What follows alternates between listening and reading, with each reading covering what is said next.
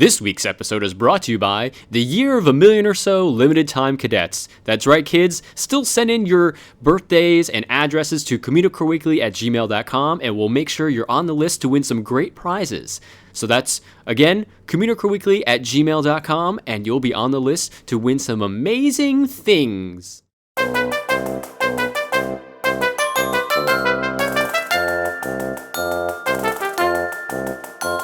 Sometimes it's a one, sometimes it's a two, with bibbidi boppity boo. With Jeff and George together, it's Communicore Weekly for you.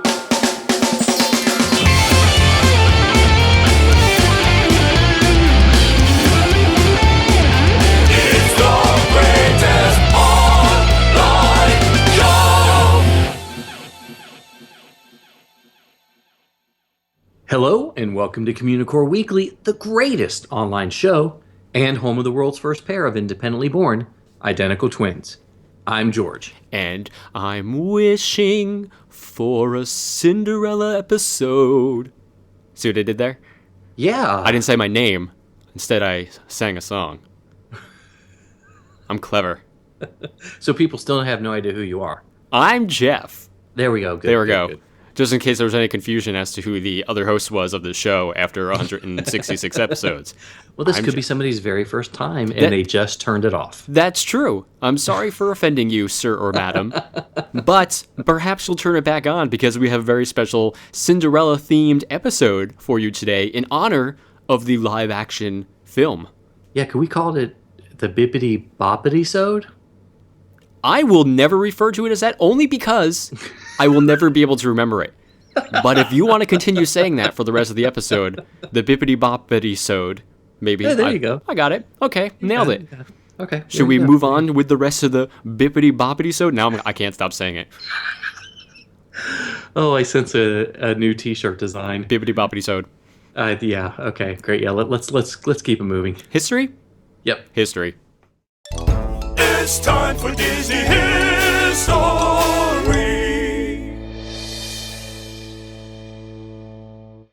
Cinderella is arguably one of the most popular fairy tales of all time. And most of you probably are familiar with it from the classic Disney film as well. But, I dare say that's how most of you were actually introduced to the story to begin with.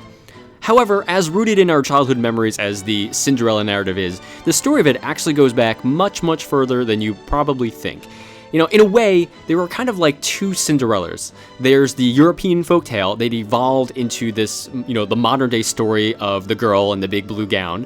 And then there's the century-old plot that has been passed between cultures for millennia now that really kind of has nothing to do with the story that we know.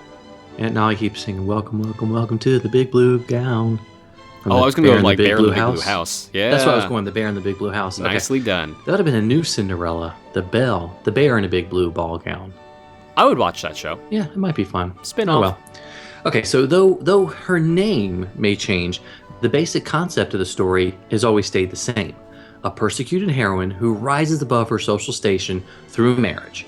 Of course, today, that ideal is a bit antiquated, but it seemed to be the norm of society many, many years ago.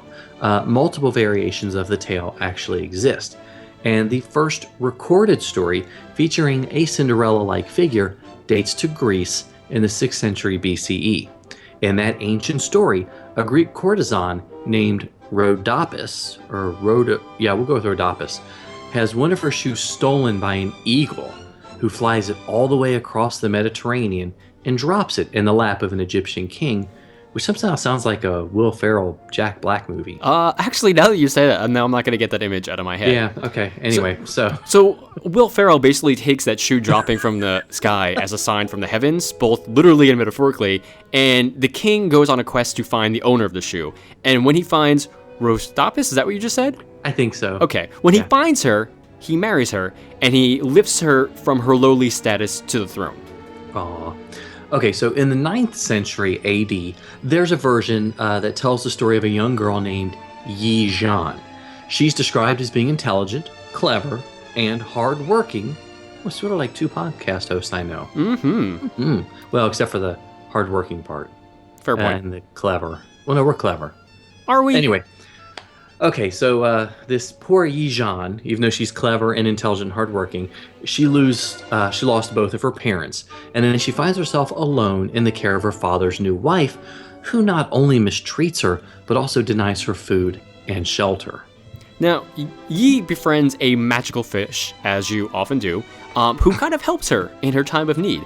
And enraged that Yi has found a companion, her stepmother actually kills the fish, but Yi secretly retrieves the bones from the magical fish and hides them in her room.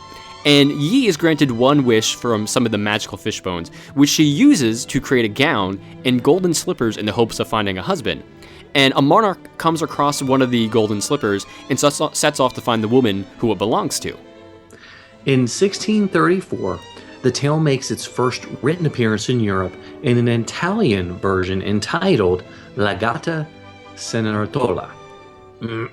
Sorry, I got choked up there. Or The Cat Cinderella. This version is vastly different from the tales that we just spoke of.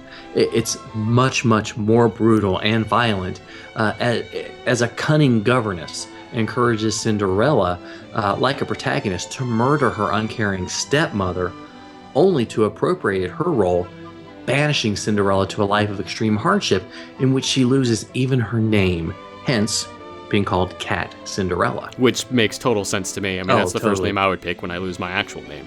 Yeah, Cat Jeff? Sure. Why not?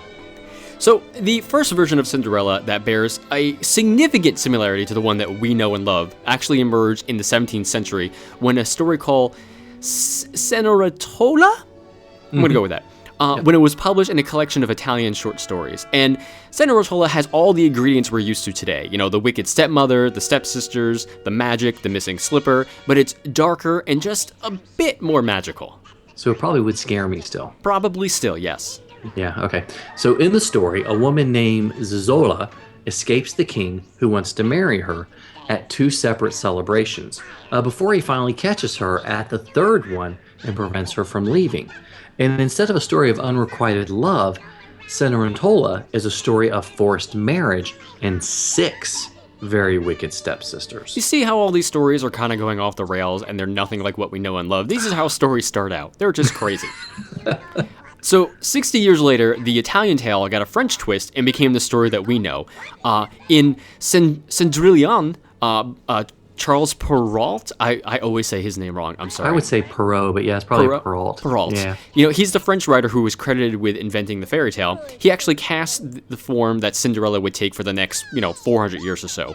He introduced the glass slipper, the pumpkin, the fairy godmother minus the bibbidi boppidi boo, and this is the version that Disney later adapted into its animated classic. And the brothers Grimm also collected the tale in their famous fairy tale compendium. That story, called Aschenputtel, or Aschenputtel. Or Aschenputtel, whatever you want to say. I don't think he's German. Oh, never mind. Anyway, that story appeared more than 100 years after Perrault's version, but carried a lot of the same tropes.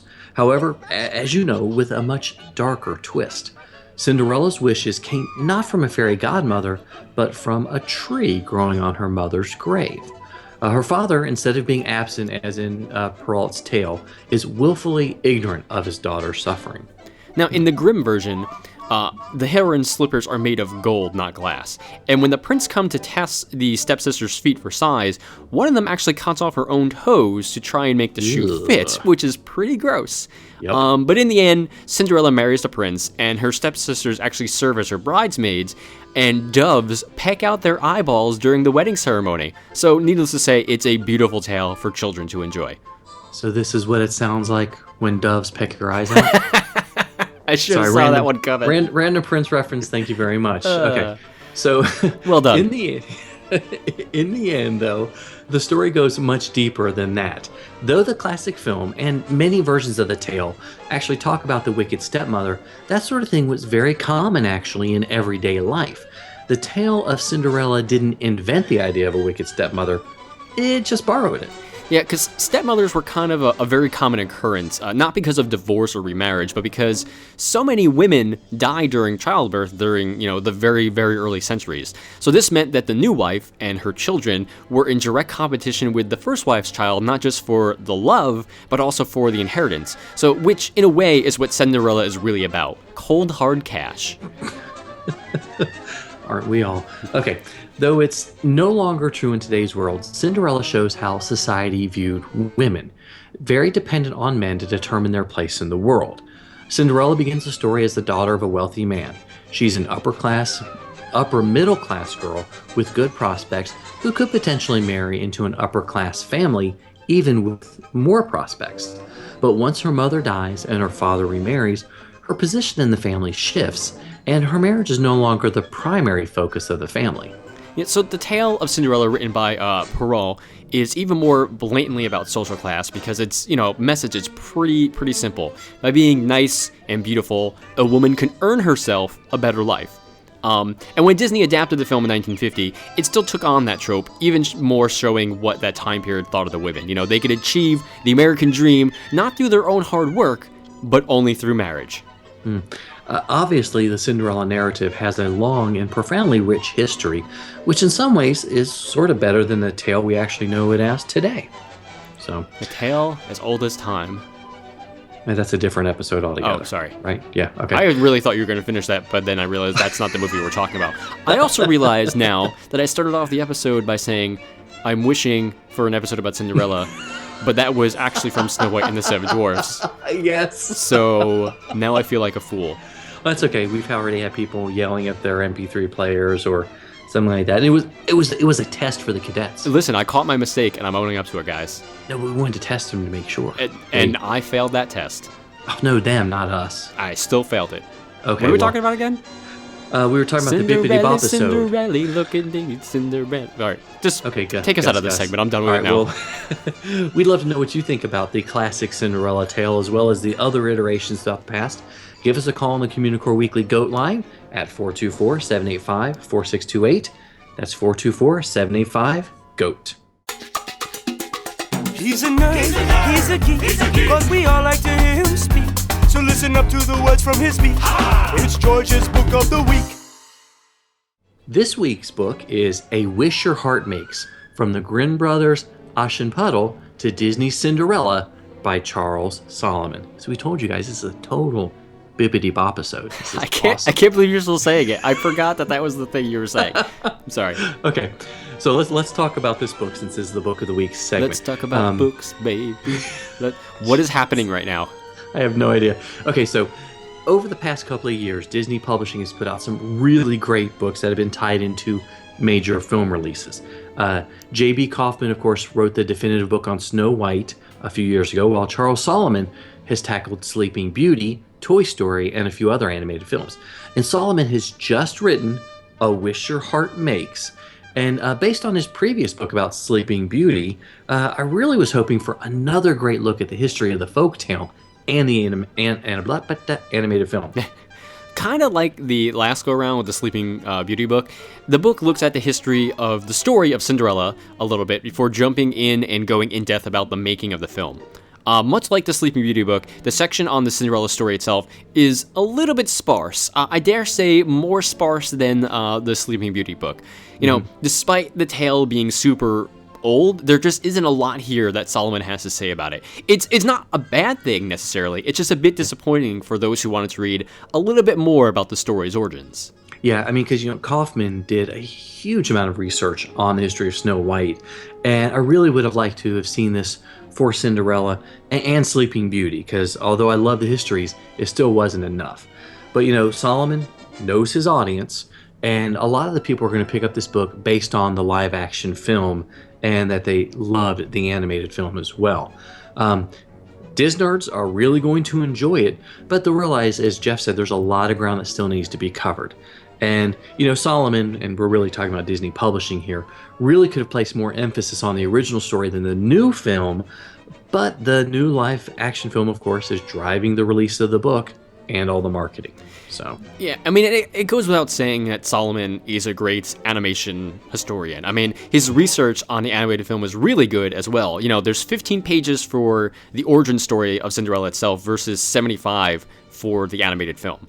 That said, again, the main reason for the book is to push the new live-action film, so of course Disney's going to capitalize on that. However, being as how Solomon is really good at documenting the history of animated films, I really can't complain about the information he does bring to the table here for the 1950 classic Cinderella film. Yeah, when it comes to animation historians, there aren't many people that are more respected than Solomon, and I'm really glad that Disney has tapped him for writing a few of these books. The section on the animated film is going to be the biggest reason for people to pick up the book. We follow along almost chronologically through the development of the film. There's a ton of concept artwork that leads us through the story development and the different iterations. And one thing that really surprised me was, even though I knew Mary Blair had a heavy hand in it, it was changed so much in the final film, but you see her influence on the film through her concept artwork, and it's amazing. Oh yeah, what she was able to bring across. Absolutely. I think didn't we get that Cinderella storybook with Mary Blair's artwork? Yeah, we've got that one. I think that's in our pile of books to review. But yeah, I mean, it's cool to kind of compare and contrast her concept art and what was in the film. But yeah, anyway, honestly, the 75 pages of the animated film history are probably worth the price of the book alone.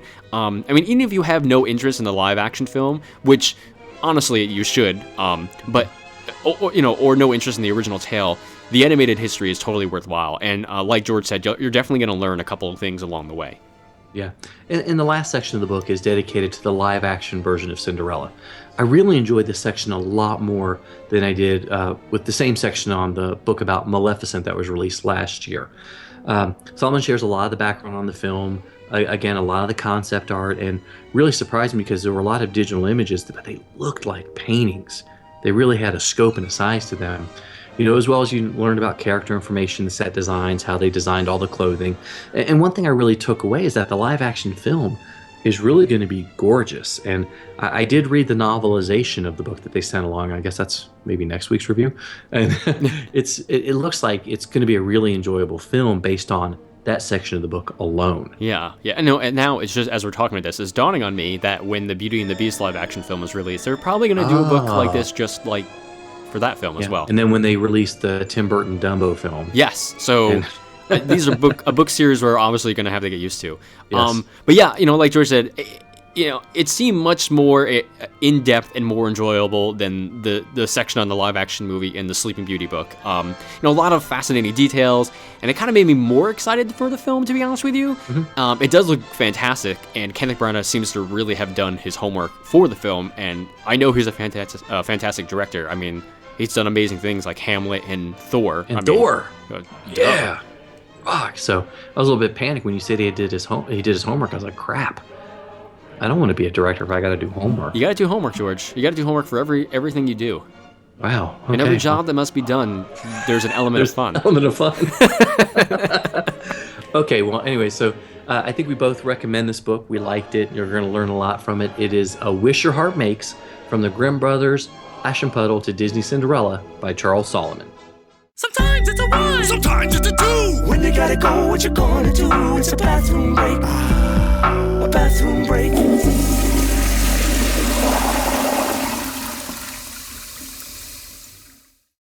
Nothing says Cinderella-themed episode quite like a royal bathroom break.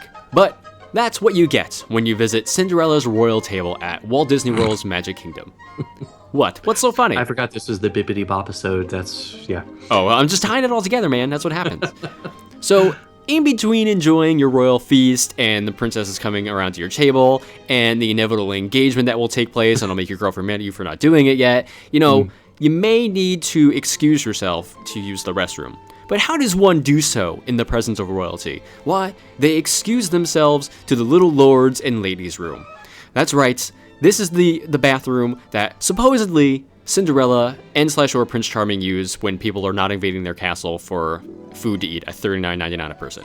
So if you have you can only use this bathroom if you have a reservation. So you can't just sneak up there to use it. So if you're eating there, make sure you check out this royal restroom because... No, I was going to make a joke about a throne here. I'm not going to. Use your imagination, kids. Okay. You don't know what you know till we know you. You just don't know. Here's one little fact we bet you didn't. One little fact we bet you didn't know.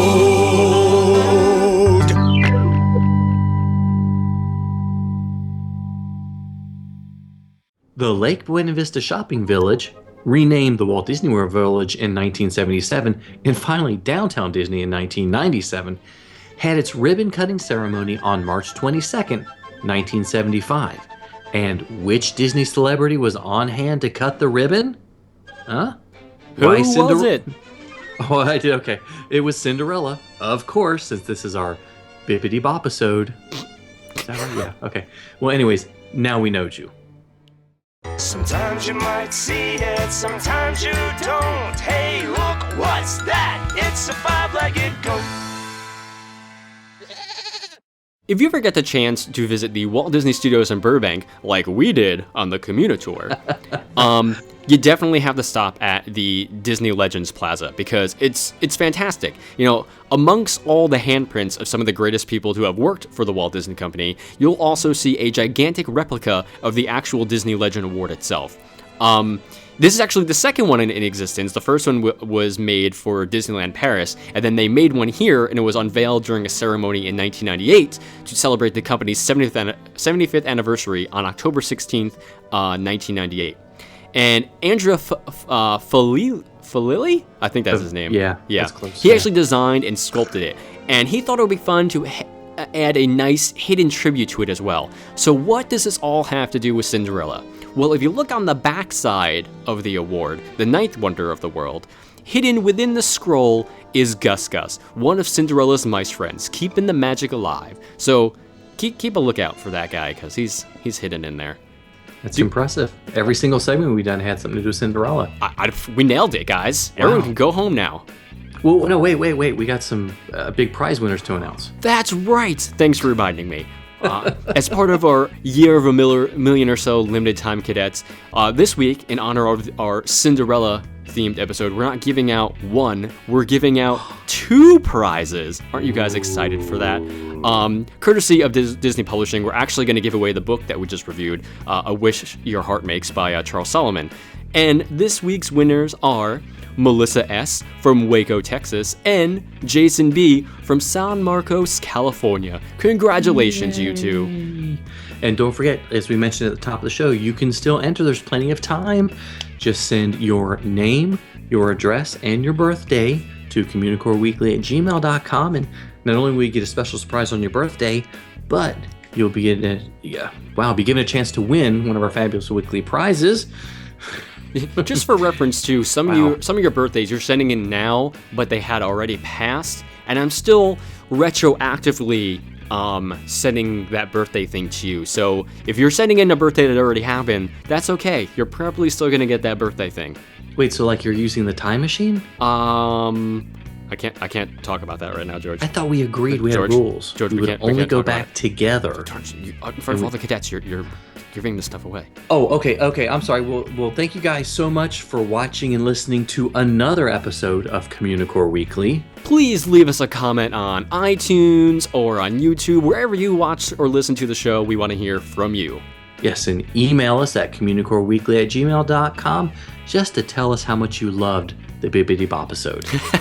Keep forgetting that's a thing. And it makes me laugh every time. Of course, like us on the Facebook at facebook.com/Communicore Weekly. Yes, and follow us both on Twitter and Instagram. I'm at Imaginerding. He's at Jeff Heimbuck. And of course, give us a call on the Communicore Weekly Goat line at 424-785-4628. And visit CommunicoreWeekly.com and click on the link for Communistore, where you can pick up awesome t-shirts and a copy of Communicore Weekly, the musical. And to get your very own official cadet membership card and stickers, send a self-addressed stamped envelope to Communicore Weekly at P.O. Box 432, Orange, California, 92856.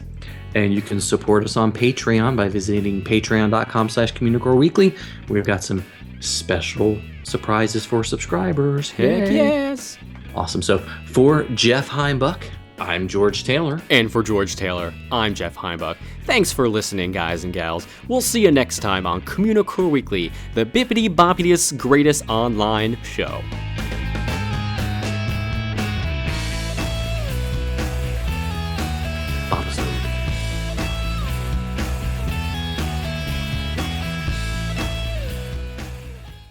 A dream is a wish your heart makes when you're fast asleep.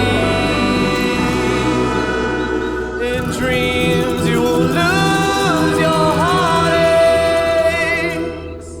Whatever you wish for, you keep. Have faith in your dreams, and someday your rainbow will come shining.